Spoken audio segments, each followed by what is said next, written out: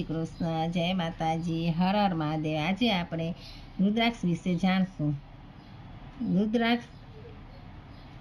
રુદ્રાક્ષને શિવજીનું સ્વરૂપ માનવામાં આવે છે। તે શિવજીનું મુખ્ય આભૂષણ છે। શિવ ઉપાસનામાં રુદ્રાક્ષ મુખ્ય અંગ છે।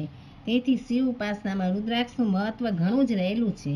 એક સમયની વાત છે, ભગવાન શંકરે ત્રિપુરાસુરનો સંહાર કરવા હજારો વર્ષો સુધી તપસ્યા કરી। ત્યારે અધોરાત્રનું ચિંતન કરતા આંખો બંધ કરી ત્યારે મીંચેલી આંખોમાંથી આંસુના બૂંદ પૃથ્વી ઉપર પડ્યા અને તેમાંથી રુદ્રાક્ષનું વૃક્ષ ઉત્પન્ન થયું છે। રુદ્રની આંખમાંથી તેનો જન્મ થવાથી તેને રુદ્રાક્ષ કહે છે। રુદ્રાક્ષનું મધ્યમ કદનું વૃક્ષ હોય છે, જેના વૃક્ષો હિમાલયની તળેટી, નેપાળ તથા ભૂતાનમાં વિશેષ પ્રમાણમાં થાય છે। આ વૃક્ષના બીજને રુદ્રાક્ષ કહેવામાં આવે છે। રુદ્રાક્ષનો વર્ણ કેવો હોય છે?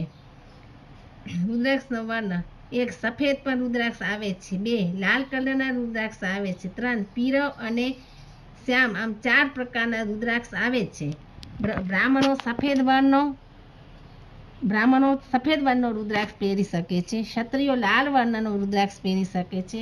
વૈષ્ણવો પીળા રંગનો રુદ્રાક્ષ પહેરી શકે છે અને શૂદ્ર શ્યામ વર્ણનો રુદ્રાક્ષ ધારણ કરી શકે છે। બધા આશ્રમો, વર્ણો, સ્ત્રીને શૂદ્રો દરેક રુદ્રાક્ષ ધારણ કરી શકે છે। રુદ્રાક્ષના પ્રકાર જાણીએ। રુદ્રાક્ષ 15 પ્રકારના આવે છે। 1. એકમુખી રુદ્રાક્ષ।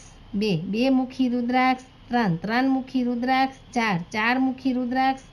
5. પાંચમુખી રુદ્રાક્ષ। 6. છમુખી રુદ્રાક્ષ। 7. સાતમુખી રુદ્રાક્ષ। 8. આઠમુખી રુદ્રાક્ષ।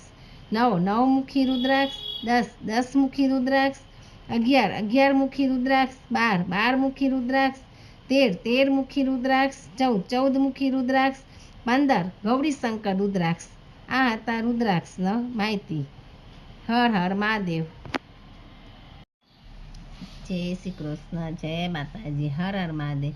તમને એવી જ કથા, વાર્તાઓ, ધાર્મિક કાંઈ પણ સાંભળવું હોય તો મારી ચેનલને લાઈક કરો, શેર કરો, સબસ્ક્રાઈબ કરો અને આગળ નવી નવી કંઈ કથાઓ કે સાંભળવી હોય તો કમેન્ટ કરો।